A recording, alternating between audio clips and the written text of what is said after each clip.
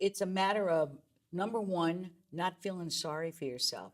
Because if you go into that, oh, me, why did this happen to me? You get into that mentality, you're dead. I remember when I finally got diagnosed with the second one with the breast cancer, and I hung up on the surgeon, the doctor who had called and said, "Are you going to be all right, Susan?"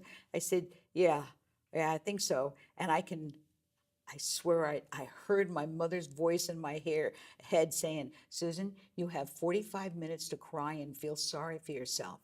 And after that 45 minutes, you get up off your tuchus and stop being that. And again, allow yourself 45 minutes to feel sorry for yourself. And then get up and say, no, I've got to do something about this. Because if you just sit and wallow, you're in big trouble."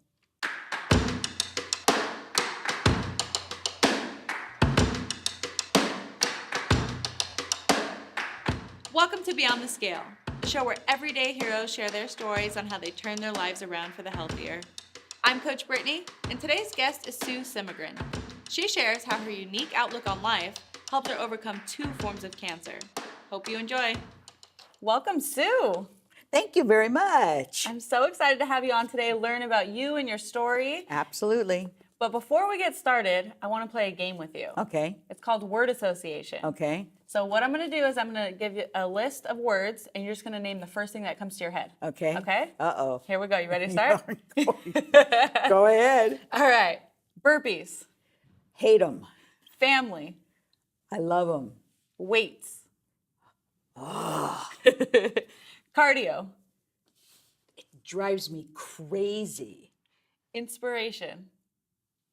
Yeah. Abraham Lincoln. Okay. Soda. Haven't drunk it in 16 years. Ooh, good for you. Fasting. I do it all the time. Water. Drink a ton of it. My car's full of it. 5:30 a.m. That's when I got up this morning to go to the 6:30 boot camp because I didn't want to go this afternoon. There you go. And last but not least, sleep. I go to bed at about 11 o'clock and get up every morning about 6 Okay. to go to boot camp. So I think I get enough in. All right, cool. We're good. Nice. Well, thank you for playing. Okay. Now it's time to get to the juicy stuff. Okay. So first off, how long have you been at Fit Body Boot Camp? In February, it'll be 5 years. Oh, okay. And what location do you go to? Brea. Okay.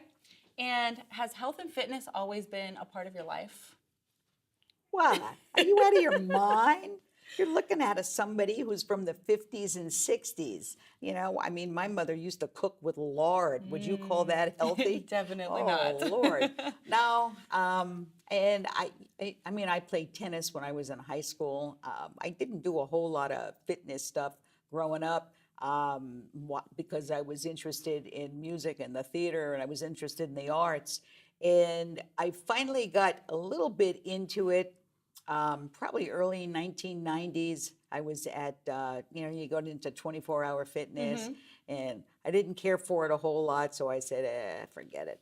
And then in 2004, something happened in the life that kind of changed everything. I got diagnosed in September of '04 with non-Hodgkin's lymphoma. Wow. And nobody in my family had anything like that. And I know it wasn't because I drank or it wasn't because I smoked. I didn't do any of that stuff. And then I finally went online and said, why and it said, well, a sedentary life and eating the wrong foods. And I looked at myself because I was 100 pounds heavier back then. And I went, oh, okay, I got it.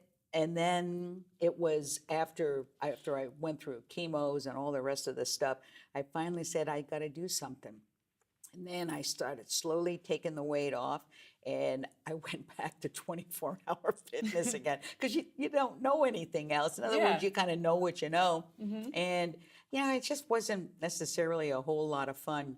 And finally, it took a long time for me to finally find Fit Body. Okay. But when I found him, it was like, this is a good match.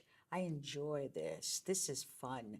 And 30 minutes a day, anybody in the world can do 30 minutes a day. No excuses. I mean, people sit and watch stupid TV shows for 30 minutes. Yep. Here, you just go, you get it taken care of, especially me. I like to take care of it in the morning. Whoop, and that was it. And and my family keeps saying to me, how long are you going to do this? And I say, as long as I am physically able to do it. And then, why? Is it fun? Well, yeah, kind of fun. But man, if I don't move at my age, what do they say? If you don't move it, you're going to lose it. Well, it's very true, because I have a lot of friends who have lost it because they don't move. Well, good for you. I'm glad to see that you still have, mobility. You're still moving. You're still doing you, and happy. But I want to go back a little bit to when you were diagnosed. Yeah. So, what was your mindset like around that? Did you know you were going to overcome cancer? Yeah. I was a high school teacher for 36 years, and my kids will tell you, "Oh, you better not cross her." I'm one of these people who would just, nowadays, if I were to be teaching, I'd probably get myself into a lot of trouble because I said what I wanted to say, and I did some. Kids will tell you I did some very strange things. I hate anybody who chews gum when they're in a teaching situation or in a social situation. I think that's disrespectful. So whenever any of my students used to chew gum, my class, take it out. They wore it on their nose for the entire period. I like that. And at the end of the period, they'd look at me and I go, yeah, you can take it off now. And they'd leave. And of course, they'd have remnants still on their nose. And then they'd leave my theater and you'd hear laughing. Oh, yeah, you got Semegran, don't you? She caught you with gum. Most of the time, kids would come through the door and they'd spit it out. Some would always try and get away with it. I love it. And they'd play that game and I'd go, oh, okay, I'll give them about 5-10 minutes to where they're chomping away, and then I nail those puppies. Oh yeah, but it got to the point where I was really tough about stuff like this, and you need to be. And when I first got diagnosed, it was really kind of a shock. I looked at family, and it was like nobody else had non-Hodgkin's lymphoma except for me, which was kind of weird. Breast cancer, it was about 3 weeks after I got diagnosed with the non-Hodgkin's, they said, you got breast cancer too. And I went, oh, is that normal to have two at once? And my oncologist said, no, but nothing about you is kind of normal. And I thought, oh, okay, what can we do? And he said, well, we can give you a cocktail for the non-Hodgkin's lymphoma. But unfortunately for the breast cancer, we got to do a mastectomy because we can't give you two different cocktails to go ahead. And I went, whatever. But it made me so mad. Oh, it just infuriated me that I got one, let alone two at the same time. And when you get my hair up, you better get out of my way. So from October of 04 until March of 05, they were all gone. Wow. It was all gone. It's been 14 years. I see my oncologist every 4 months, and he checks everything, and he goes, wow, 14 years, not too bad. And what's changed in 14 years? Eating habits and exercise. Those are the two things, since all of that's happened, that has changed as far as my life is concerned. Otherwise, everything else is pretty much the same. And now, what kind of toll did cancer take on your life? Well, I was bald. Those things don't generally bother me. It was just it was a matter of a mindset where I needed to figure out. The breast cancer, in a sense, made a little sense because my grandmother on my dad's side had breast cancer. She died when she was only 43 years old, so she was really young. You know what? And that's kind of an inherited gene. But the non-Hodgkin's lymphoma, and I did a whole ton of research as far as the family was concerned. And who knows? It could have been way back, in the family line somewhere that had it, but couldn't figure out. And once I got that mindset, once it was all over and the chemo was over and all the rest of it was over, one thing I don't do is I don't feel sorry for myself. You know, it's like, no, no. In other words, if I teach, don't feel sorry for yourself and you pick yourself up off the floor and just do whatever it is you need to do, then I expect that of myself too. So it was a matter of, no, got to get back on that horse again. And which is exactly what I did. And once I went ahead and I looked and I figured out, wait a minute, what could have caused all of this? Sedentary life from the standpoint that I work sometimes as a theater teacher, you're always producing a show and you're always at school. So I was at school 16, 17 hours a day, 7 days a week from September until June. So I was busy, but it wasn't an exercise kind of regimen. It was just being up and just dealing with kids and doing all kinds of stuff. And then I realized, now there's got to be a little more to it than that. And that's when I went ahead and I joined 24-Hour Fitness. You're going to like this one. Anyway, every time I think about this, they had said to me when I finally joined, and I want to say it was '07, I guess it was, they said, if you pay $700 for 3 years, we'll give you a trainer for 5 sessions, and at the end of the 3 years, you'll get a life membership for $49 a year. And I thought, oh, that sounds like a pretty good deal. So I took it. Okay. Do I still have that? Yeah, I still pay $49 a year. And I mean, it's not like I use it or When was the anything. last time you went to 24? I have a friend that lives in Temecula, and Okay. she's when you get to a point when you're over 65 and you have to be on Medicare and all the rest of the stuff, your insurance sometimes comes with something called silver sneakers, which is a deal that I guess 24-Hour Fitness made with some of these insurance companies, so you can go to 24-Hour Fitness. So whenever I go down and visit her, we go to one of the senior classes there. So that's when I use it. That's the only time I use it. They sent me it's funny, about 3 years ago, 24-Hour Fitness sent me this letter saying, we are discontinuing that life membership. Oh. Don't mess with Sue. I don't think so. And I looked through all and I said, oh, there's the contract. And then I called one of my former kids who's a lawyer, and I told him, and he goes, you got the contract? I said, does a bear pee in the woods? Of course I got the contract. I don't throw anything away.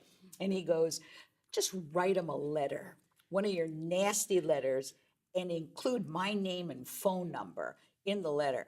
So I wrote 24-Hour Fitness, and I told him, I said, I guess somebody in your management must have flunked a battery of tests to get that job, because you idiots should know you can't break this contract because you signed it and I signed it and we're done. I said, you want to talk about it? Here's my lawyer's name and number. Give him a call. I never received another letter from them since. Nice. You know what? You got to fight fire with fire here. You do sometimes. You do. Yeah, it's like, don't you dare tell me for $49. All my friends think I'm crazy because I have silver sneakers too. And I go, yeah, but what if it doesn't come with silver sneakers one day and I want to go to 24-Hour Fitness? There you go. $49. Give me a break. That's it. Oh, yeah. So you were talking about looking back on your life, realizing why you even ended up with cancer. So after going through all of your chemo and everything and being in remission, what changes did you make to your lifestyle to live healthier? Well, as I said, I took off 100 pounds. It took me a year to lose the weight. And then I realized, you can't just sit on your butt. You got to get up and you got to move. So I would go to 24-Hour Fitness, and then the 24-Hour Fitness moved from my neighborhood, and I thought, oh man, now I got to drive. And the one that was closest to me was kind of a filthy gym, and it was like, I don't think so. And then there was a Planet Fitness that took over, and I thought, well, I'll try it out. I'm sorry, they're boring. And you go to these places and you're watching all these ladies who are on the, what do you call it? The Stairmaster? Stairmaster, and they're either reading magazines or they're and they're And I thought, honey, set it up to at least a level where you're climbing a hill and you have to move and you need to sweat a little bit, and I'm just kind of looking at him. And then you'd go over to some of the machines and, some of the weights and stuff, and all you've got are these big guys who are building muscles. And I'm going, I don't want to do any of this. This is not, it just wasn't fun. Yeah. It just wasn't boring. And some of the classes I took, they were all right. And it wasn't until a friend of mine had said, you know what, you should try this Fit Body Boot Camp. And I went, a boot camp? Oh, I don't want to build great big. And they go, no, it's not quite like that. And I went, oh. They said there is a Groupon that you can do for $67 for 6 weeks. And I thought, that's it. And I thought, unfortunately, it's a good 8.5 miles up the freeway from the house. But I thought, that's all right. And I went, and I remember that first day, Joe, who's not there anymore, but he was just this delightful young man. And I thought, oh, this isn't too bad. 30 minutes, and it went by just like that, And as I said, the only thing I hated was running and burpees, but that's okay, I do it. And then I would, after the first week, I was like, oh, I can do this. And then the second week and the third week, and before you know it, and then there were a couple of other trainers. Christian, who was from Australia. I used to give him a really bad time because I didn't understand a dang thing he said.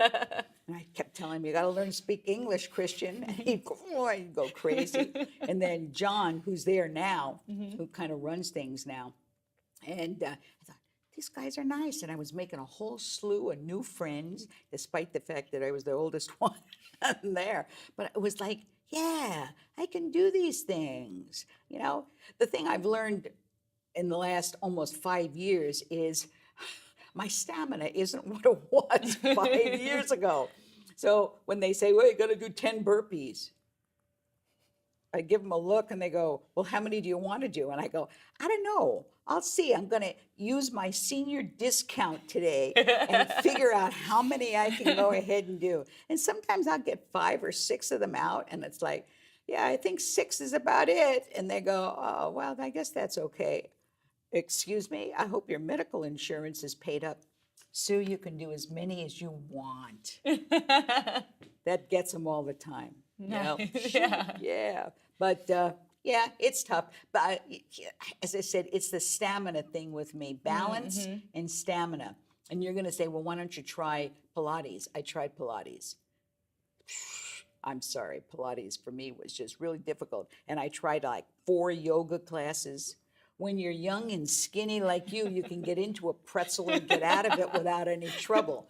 When you're old and your body doesn't work quite like it's supposed to, you get into a pretzel, you're going to have to take me to an emergency room to get me out of the pretzel. No. And as I said, I've tried all of those things, but the only thing I can really say that I really enjoy, and I enjoy doing it, is the Fit Body. What time do you typically go to boot camp? My class is 8:30 to 9. There you go. Unless I have something to do and I have to skip a day. Sometimes I'll go to the 6:30, and then sometimes I'll go to an evening class, and sometimes I'll make it up. I always have to go 5 days a week, or I'll do the ab class on Sunday. Or in other words, I make sure I take care of that.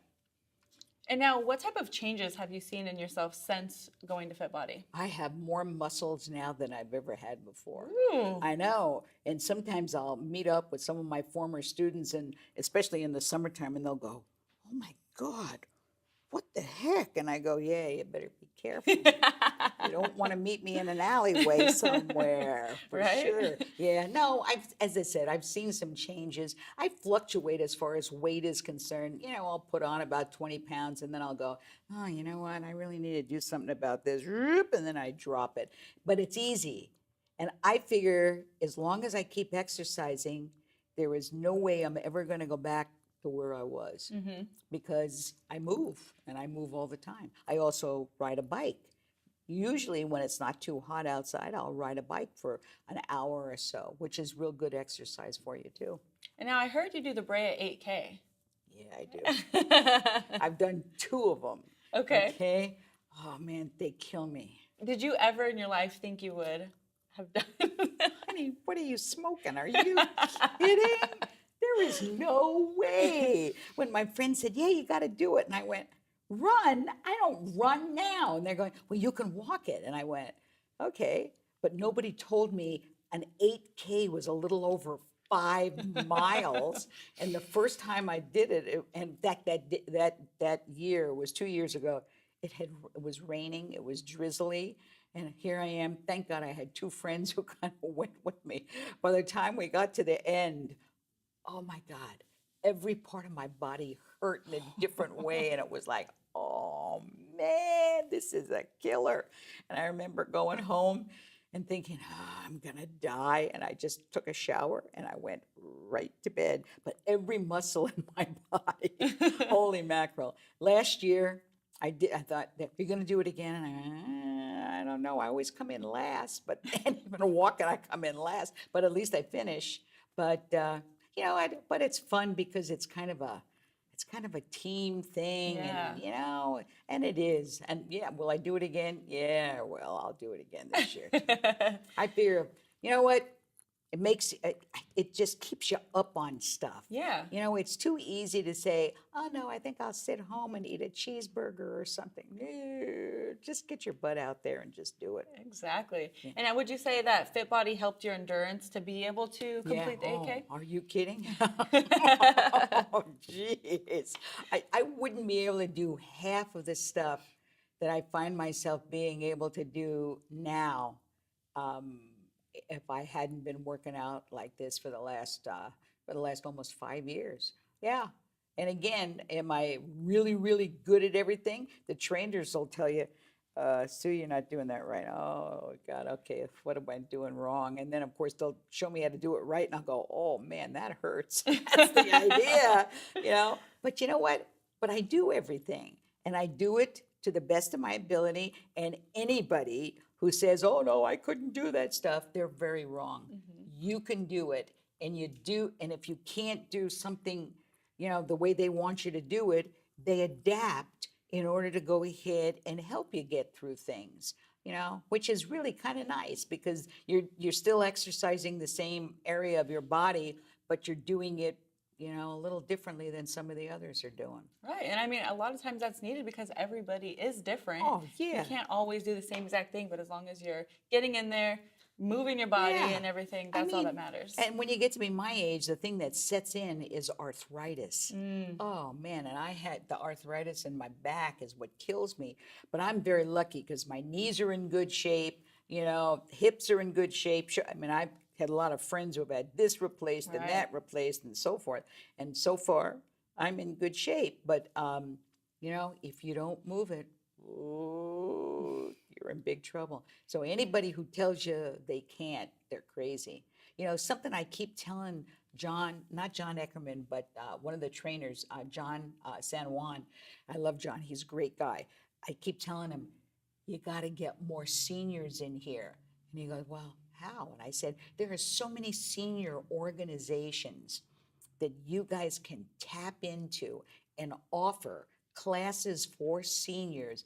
And I'm telling you, because 24-hour fitness, that senior class that I go to with my friend in Temecula, there must be 40 people in that class. And they range in age from about 65, and there were a couple of like 90-year-olds. Now, when they sit, because they have us sitting down sometimes and, and doing curls, and they're only doing maybe 1-pounders, but they're doing They're moving it though. They're doing lifting. Oh my God, are you kidding? I know if somehow or other Fit Body went to some of these senior organizations and said, we'll give some of these seniors, some kind of a good rate and a discount and stuff. And I'm telling you, and one would tell another and tell another and tell another. And there's one organization through Cal State Fullerton called OLLI, and it's a group of professional retired people. There must be 500-600 members of that organization. And since it's so close to Brea, I bet you if they were to get a hold of somebody down in OLLI and try and work something out, you'd get a bunch of seniors coming to that, because I think it's important for people my age and above to Yeah. exercise, and you can do it. Even if you're hurting, you can still do it. Absolutely. And we actually have a Fit Body Forever program that is actually designed exactly for that. The classes are in the middle of the day. And I mean, typically it's ideally ages 55 and up of, people that attend those boot camps. But also if someone's injured, disability, whatever the case may be, they can also attend those classes.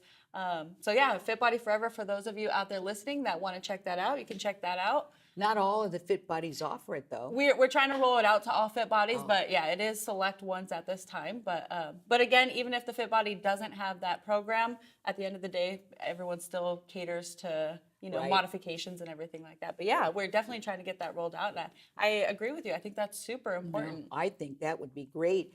And your organization should probably look at Blue Shield and Blue Cross. In other words, organizations that offer that silver sneakers thing with 24-hour fitness, which I guess is fine for 24-hour fitness. I wouldn't go back there, but you know what? But if you guys kind of got together with them, I'm telling you, you'd get a ton of seniors coming out for classes. I know you would. I know you would, because they all know it would be helpful if they could be able to move from one part of their homes to the other. Yeah, And I exactly. think that's important. I do too. And I think, yeah, for sure. Yeah. I think that's something we should look further into to see how many more people we can touch out there with the program. Absolutely. Now, you have like such a strong mindset, and you've had that, it seems like, since when you got the cancer and all the way through. Where do you think that comes from? From my mother. My mom, God rest her soul, when she was 5 years old, I'm from New York originally. When my mom was 5 years old, she contracted polio. And from age 5 until she was 12, she would tell stories to my sister and I about how my grandmother used to wrap her legs with warm towels, and do all kinds of exercises, because polio attacks the muscles. Yeah. Well, when she was 12 years old, finally she was declared free of it. However, it left her legs like this, so Oh. she would walk like this, and her legs were weak. They weren't real strong. And somehow or other, you kind of wonder. But then again, we're talking, she was born in 1910. So, we're talking, did they think about exercise back then? No, no, no, no, no, no, no. The exercise stuff didn't kind of come in until about late 60s, 70s. And then all of a sudden people realized, oh, wait a minute, maybe there's something to this exercise thing. But she she had the strength of 100 people. She was only 4'11". Oh, she was like this big steamroller. You didn't cross her, or man, oh man, when I was a kid, if I was bad, here's this woman who was hobbling along. Man, she'd catch me, and it would be like, boom! She'd whoop me good. She was a huge, strong personality, and you did what she said when she said it, or you were dead meat. But she probably picked it up from her, because my dad was he was just a sweetheart. He was just a big marshmallow. She, on the other hand, shoo. And I'm sure that's where I got it from. And now, I truly believe that having a strong mentality, being faced with adversity, I think that really is, what helped you heal and helped other people heal from your cancer and, on past that. Is there any advice that you would give to someone at home that may need or want to have a stronger mentality when it comes to facing adversity? Yeah, it's a matter of, number one, not feeling sorry for yourself. Because if you go into that, oh, me, why did this happen to me? You get into that mentality, you're dead. You just go down the whole spiral. Well, the cancer at that point will laugh at you and go, ha ha, gotcha. That's it. But if you get to a point, it's funny. I remember when I finally got diagnosed with the second one, with the breast cancer, and I hung up on the surgeon, the doctor who had called and said, "Are you going to be all right, Susan?" I said, "Yeah, I think so." And I swear I heard my mother's voice in my head saying, Susan, you have 45 minutes to cry and feel sorry for yourself. And after that 45 minutes, you get up off your tuchus and stop being that. And I went, oh, okay, Mom, whatever you say. And again, allow yourself 45 minutes to feel sorry for yourself and then get up and say, no, I've got to do something about this. Because if you just sit and wallow, you're in big trouble. You just have to somehow or other tell yourself, no, I'm not going to let this get by me.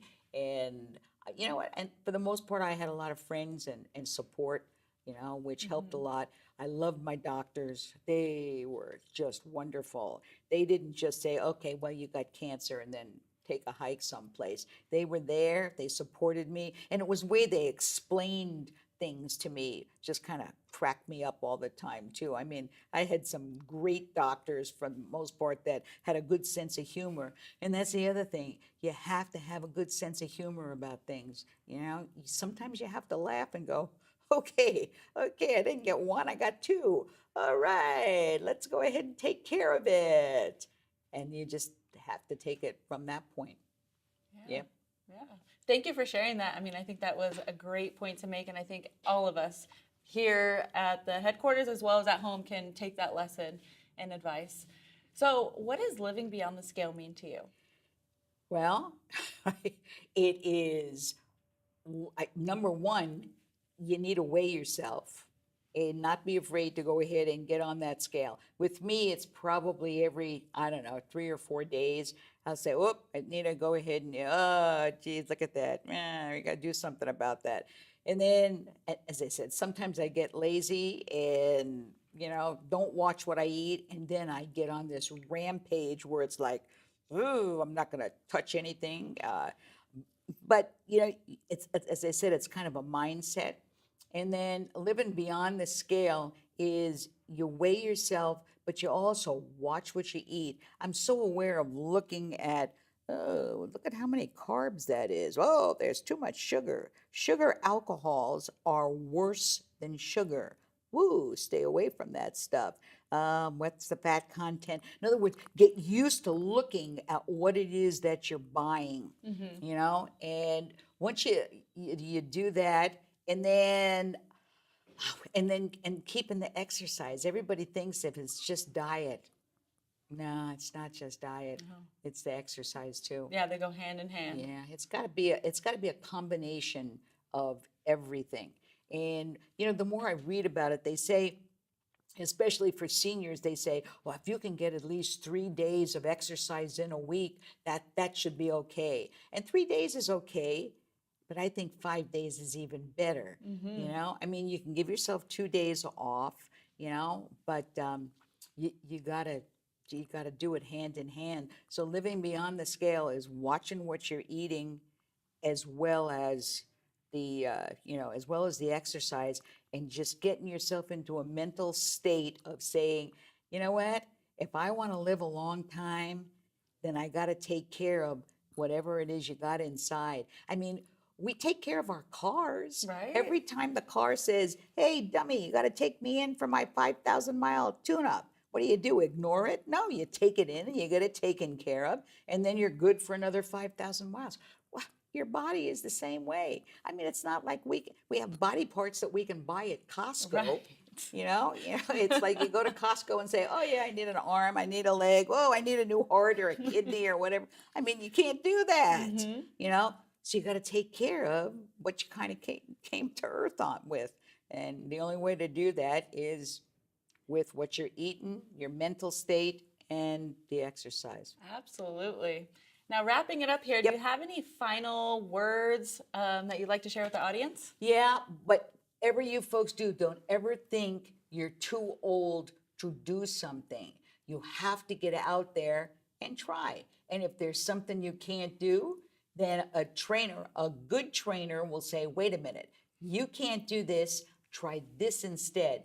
And they're all really good about it, and they're very aware of it. You've got a lot of people who will help you. You'll make a whole slew of new friends when you go to places like FitBody.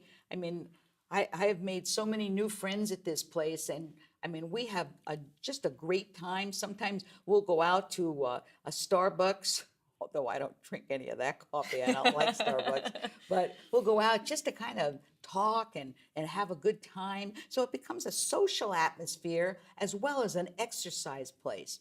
So don't think because of age or because of a disability that you can't do it, because you can do anything you set your mind to doing. It's mind over matter. Boom. Thank you so much for sharing your story, all of your advice, and being on today. I truly Absolutely. appreciate it. You're such an inspiration. Well, thank you very much. Yeah. That's cool. And so for those of you that may be in the Brea area, make sure you check out Brea Fit Body Bootcamp so you can go visit Sue and everyone there. Absolutely. Got a great crew there. And if you're not in the Brea area, make sure you go to fitbodybootcamp.com to find a location near you and claim your 3 free workouts. Until next time.